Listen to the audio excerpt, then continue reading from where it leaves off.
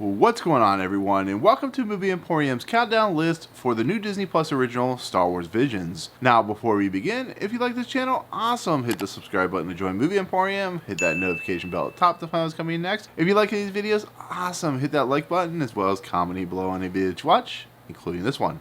So finally, we have one of my most anticipated Star Wars creations I've been waiting for quite a while, at least since November of last year. The concept of allowing different cultures and different ideologies to do their own take on Star Wars, especially in the Japanese anime market, is something that I've been just excited for. You know, if you've ever seen the Animatrix, it's one of my favorite things ever created because it allowed not only the lore of the Matrix itself to expand, but not only gave us stories of like how the Matrix started, how the robot revolution happened, and just the different cool stories that Japanese animators could tell to make this, world kind of expanded upon. So with Disney Plus, the idea of now of Japanese animated directors doing kind of their own vision of what they think about Star Wars, how it influenced them, how the Japanese culture influences Star Wars and stuff like that, it's a very unique take on a franchise that's well known and well worn and has a very extensive lore to it. So going above and beyond that lore to create your own vision is a really kind of cool and kind of collective thing.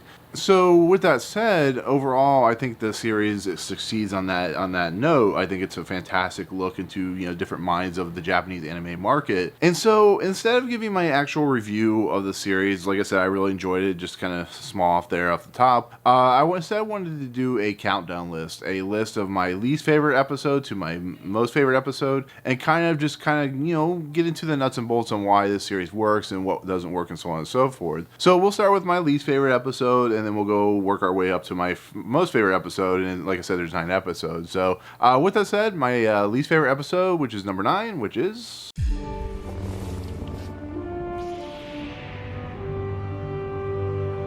And so number 9 on my list of, going from worst to best, actually ironically starts out with the 9th episode in this first season of Star Wars Visions. It's called Akira, and it's directed by Yoichi Choi. It's an anime that I found very traditional, it was beautifully drawn, but there's no real substance to it at all. It's about a Jedi who goes to this world that he knows very well, and it's being run by the Sith Shogun warlord. And it has an interesting setup, it has an interesting premise about what it's like for a Jedi to be seduced by the dark side, but it doesn't really have any kind of lasting effect as the episode ends. It ends really quickly. It's only about like 13 minutes long, and it's long, right? And I just didn't feel anything for it. I didn't feel like it gave us anything interesting, anything exciting. When it comes to anime, they can go to, level 9000 spectrum, or they can be very traditional. And even as a fan of traditional anime for its own right, I just didn't feel there was anything here. I really didn't. I felt it was kind of a whimper to end out the season, and I felt that was kind of a letdown in a lot of ways. I think, like I said, it looks beautiful. There's some really cool animation, but that's all of the episodes in the series. There's a lot of cool animation. This one just didn't do it for me. So, I mean, it's a shame. It's not the worst I've ever seen, but it's definitely not the best of the series so far. So, with that said, we'll go ahead and head number 8, which is...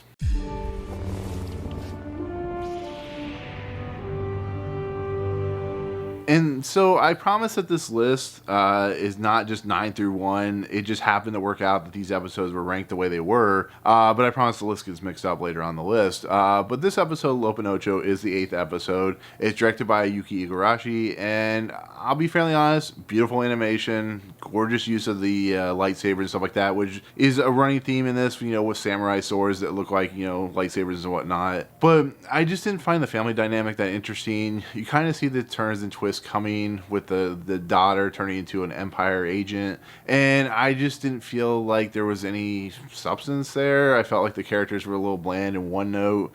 I thought, Lope was fine. It's interesting to see like a rabbit style character as the main protagonist, but when the episode ends, it just kind of ends.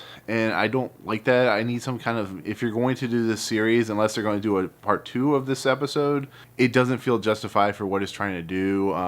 Like I said, the battles are cool. The group that made this episode actually made another episode, which I think is much, much better. But for the most part, I just didn't find the characters interesting. I didn't find the world interesting. It is kind of cool to see like the Star Destroyers on the planet mining for what they mine for, the different, stuff in the regions and whatnot. But just overall, I just didn't care for it that much. So it's not the worst, but it's not really that great. So, but with that said, we'll head into number 7, which is...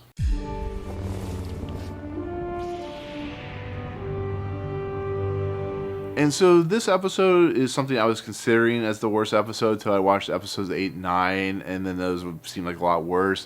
This is still not a great episode, but it's Tatooine Rhapsody. It's directed by Taku Kimura. It's an episode that deals with a young Jedi or a young Padawan who ends up getting involved with a band, and then one of their band members, who's I want to say Jabba the Hutt style slug, he is going to be put to death, and then they have to travel to Tatooine to save their friend. And they become like the Bill and Ted best of the world musicians. I didn't come off of enjoying this at all. I didn't like the animation really that much. It just was an episode I found kind of boring and plotting, but it still had a lot more interesting kind of dichotomy and characterization than the last 2 episodes had, the 8 and 9. So I didn't think it was the worst, but it still is that middling of the road type episode where it has a lot of cool visuals, but the story is never really that strong, so therefore you just kind of fall off the platform of the episode. Now, with that said, a lot of these episodes may transition based on what person likes when it comes to anime, but overall I just didn't find this episode that great. But it still has some entertaining moments, so at least it was not the last episode, but it was still not great. So at number 7 is Tatooine Rhapsody, and we'll head to number 6, which is...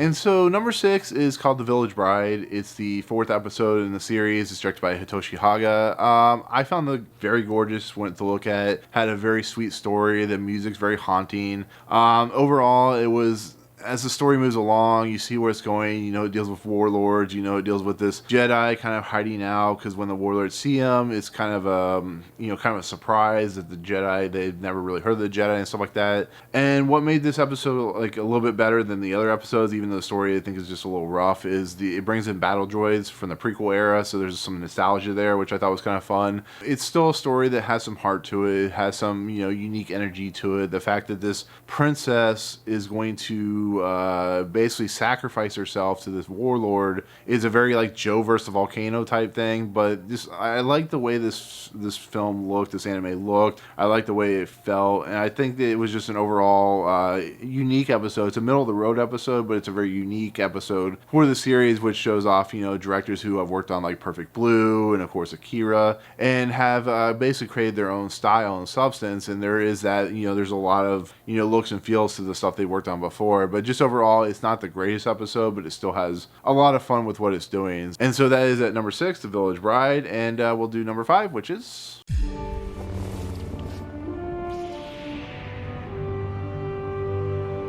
And so this is the 7th episode of Star Wars Vision's first season. It's called The Elder, and it's directed by Motsuhiko Asuka. It's basically a story that I didn't really care for the visuals very much, but I love the story. It's the idea of these 2 Jedi going to this planet because they sense a wandering evil, and they see the villagers down there, and the young Padawan kind of gets along with the young kids and stuff like that. And it's a very traditional, very straightforward story of Padawan and Jedi during the concept of the Star Wars universe. And they come across this old kind of conjuring elder who has 2 Sith swords or 2 Sith lightsabers, and he's very full of himself. But what the story teaches, what this episode teaches, is even though we get older and weaker, we still have some wise things to teach the people. So even though he kind of was a bad person in a lot of ways, because this takes place after Rise of Skywalker, there's still something there that these 2 individuals individuals, especially, the main Jedi and the Padawan learn, especially the Padawan, who's very headstrong. He's trying to go after the Elder and he loses. And then the Padawan comes in, or the Jedi comes in and wins. But the Jedi's like, as you get older, you get weaker, you start to get full of yourself. And that's what the Sith teach, is your power is not always what you need to gain your strength. Sometimes you need wisdom and so on and so forth. So that's what I really enjoyed about this episode, is just the simple fact of how much it teaches and how much it goes into the Star Wars lore and stuff like that. I just wasn't a big fan of the animation style. It's just never been my cup of tea when it's more traditional and more, I want to say more realistic in its animation style as anime can get. But just overall, I thought the story is really strong. So that's at number 5, and number 4 is?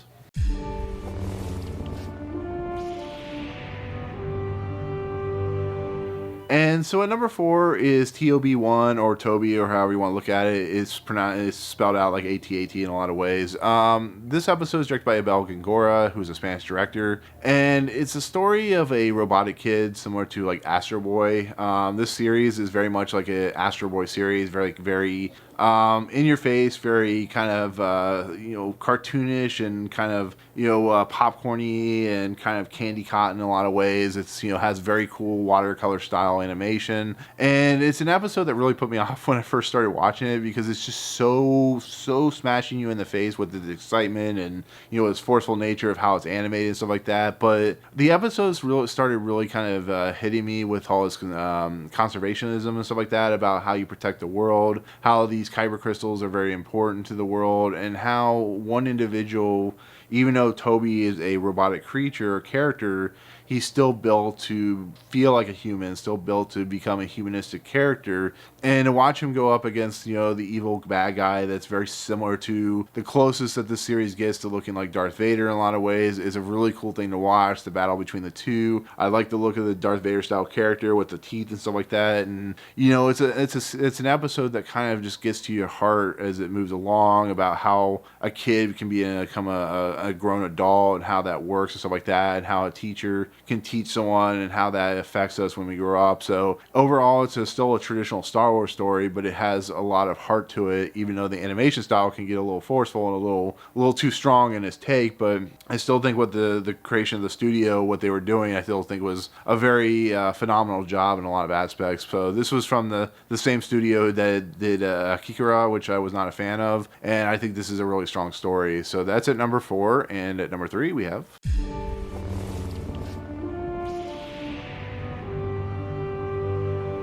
So at number 3, we have The Twins, which is also done by Studio Trigger, who did The Elder. It's directed by Hiroyuki Imaishi, and this story is it's very much like Dragon Ball in a lot of aspects. I don't know if it's completely like Dragon Ball, because I didn't watch a lot of Dragon Ball. It goes to like 9,000. It goes to Dragon Ball territory when it just becomes super hyperkinetic. It becomes super in your face. It becomes super energetic. It's loud, bombastic, and it has a lot of heart to it, because we have these two characters who are twins. They were grown in a lab similar to another character in the sequel trilogy, and they were grown in the Sith ways, and that's really interesting because this takes place after Rise of Skywalker. We watch one side realize what their mistake that they're making and becoming a Jedi in a lot of ways, and they have one that is still a Sith Lord. And it's very much similar to the story. It's not similar, but it has a feel and a nature to these characters being Luke and Leia in a lot of aspects, but if Leia became evil. So it's like a what-if story in a lot of aspects and then its own nature. But it just... everything about it is just fun and entertaining. The use of the X-Wing and how it uses propulsion systems and, going to light speed and stuff like that is really cool. The use of how it destroys the starships, which is very similar to like Last Jedi, which I thought was kind of interesting when I thought about being after Rise of Skywalker. So they're using that same kind of technology that Holdo used in Last Jedi, which I know a lot of people don't like. But it's just an episode about how people have differing views, how people, especially even family members, just they may not agree with everything, but there is some love there, and the brother is going to find the sister at some point, trying to resurrect her. I would really love to see a part 2 of this, and I just think the energy that comes out of the animation is a lot of fun. It can get a little exhausting when you're watching it, but it's only like 18 minutes long, so it's not too bad, and I just think it works. I really do. I think it's really high on the list. I think it's one of the best episodes of the series so far, and I can't wait to see what Studio Trigger does next, because like I said, they did The Elder, which I thought was really good. So but with that said, that is at number 3, and number 2 is...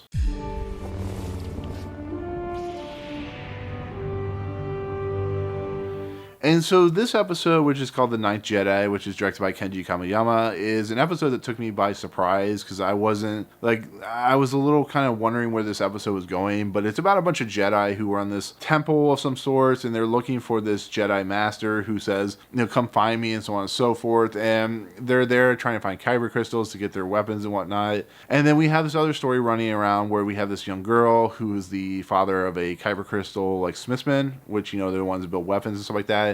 He builds lightsabers, and they have ways of, collecting kyber crystals and whatnot. And what makes the story so interesting is the young girl has one of the lightsabers, and she opens it up, and it has not really a green or red or even purple blade.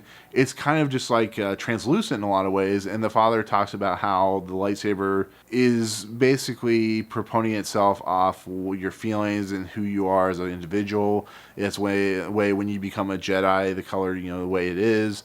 And I thought that was kind of fascinating. And what is even more fascinating is because she's basically this 2 individuals to attack her father, and she goes on a quest to take these lightsabers that have been built to these Jedi that are waiting on the temple. And there's like some really cool moments with like robots. But what I thought was really cool about this episode is once she goes to the planet, once she gives the lightsabers to the Jedi, we get a twist, which I didn't see coming, which is these Jedi are actually Sith, because when they ignite the lightsaber, the lightsaber turns red. And I thought that was kind of a really cool storytelling moment. Like I said, when I'm completely thrown off surprise and not realizing what's going on, I think that's amazing. I think that's a good way to kind of, tell your story. And it allows her to become what is she's always going to become, which is a Jedi. Her lightsaber turns green, and she fights these.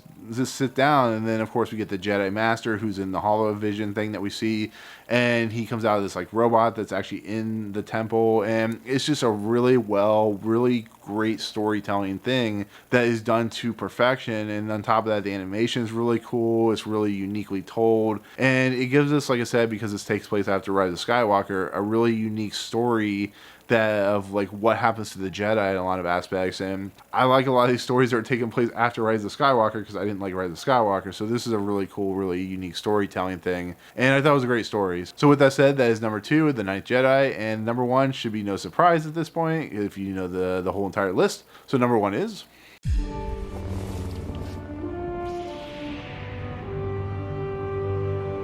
So number 1 is not really a surprise if you watch the whole entire first season or series or whatever you want to call it. The Duel is the best episode in the series and one of the best anime things I've ever seen. It's directed by Tokunobu Mizuno, and the overall art style, which is very much in Kurosawa look and feel, with its grain and black and white look to it, very traditional samurai in its feel. It has this art style which I couldn't figure out what it was called, but it felt like they were using like pastels and the chalk and stuff like that to draw these characters out. The fact is, even though it's a very traditional Japanese culture story, it still has like an alternate timeline feel to it when it comes to, Sith and Empire versus Jedi, and how the Jedi are, calm and collective until they're needed. And it was just a fascinating tale. It felt very much like, Revenge of the Sith, or, any of these stories where we have 2 individuals who fight in a duel. And it's a very simplified story, but it's so gorgeous to look at. It's so amazingly well directed and acted and told through its story. I love the use of the R2 unit. It has like this bamboo all over itself, and I love the idea and concept of that, because you can still tell it's an R2 unit, but it still has like a unique Japanese feel to it. And everything about this is what I was hoping for with Star Wars Visions, and they delivered in the first episode, and it became almost impossible for this episode to be taken over, which it wasn't. So I was really happy, and I told people that were really intrigued by this series, I said if the first first episode is any inclination or any indication of what this series is going to be like, I'm going to love it. And that's why I gave the series, a B plus, almost an A, but some of the episodes were not that great. And this episode just knocks it out of the park. I hope they do a second season, or at least a second series of the Star Wars Visions. And I hope they allow this director to do another episode, because this is absolutely amazing episode. It really was, and I had a lot of fun with it, and it set the bar for the rest of the series, which was pretty crazy. So with that said, the duel is my favorite episode of the first season or first series or whatever you want to call it of Star Wars Visions, and that'll do it. That'll be my countdown list of this whole entire first season, first series. Like I said, definitely highly recommended. If you've seen the Animatrix, this will definitely be up your alley. If you're really intrigued by unique takes on Star Wars or unique takes on just kind of, legendary franchises, this is definitely something to check out. And it's definitely some of the best things that they put out for Star Wars since the Disney Plus got started. So, but anyways, that'll do it. Thank you so much for watching. In the comments below, let me know your countdown list, your list. What is your favorite? What is your least favorite? All that good stuff. But otherwise, if you like what you see on this channel, hit the subscribe button to join Movie Emporium. Hit that notification bell at the top to find what's coming next. And if you like these videos, awesome. Hit that like button, and we'll see you guys on the next video. Peace out.